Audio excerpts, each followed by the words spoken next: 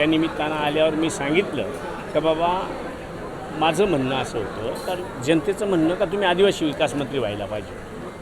तेव्हा प्रचाराच्या दरम्यान तेव्हा मी म्हणत होतो की बाबा मी आदिवासी आहे म्हणून आदिवासी विकास मंत्री का, मी कुठलंही मंत्रिपद सांभाळू शकतो. आणि मग महायुतीच्या सरकारमधल्या सगळ्या नेते लोकांनी, फडणवीस साहेब असतील, शिंदे साहेब असतील, अजितदादा असतील, यांनी मला हे जे काही अन्न औषध प्रशासन हे जे डिपार्टमेंट दिलं आहे ते मी अतिशय महत्त्वाचं डिपार्टमेंट म्हणून त्याला चॅलेंज आहेत.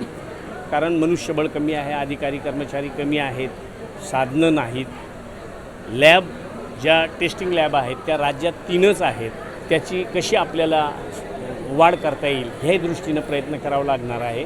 आणि म्हणून मी एक विनोदाखातर म्हणत असतो नेहमी तर बाबा मी 288चं सभागृह चालवलं आहे तर मी राज्य चालवू शकतो. आणि राज्य चालवायला निवळ माणूस एखाद्या चांगल्या खात्याचा मंत्री झाला. आता खाती कोणती वाईट आहे, सगळी खाती ही माणसांसाठी, सर्वसामान्यासाठी, जनतेसाठी निर्माण केलेली आहेत. त्याच्यामुळं हे खातंसुद्धा माझा मुख्यमंत्री टाईपच वाटतं. आताही मी म्हणतो.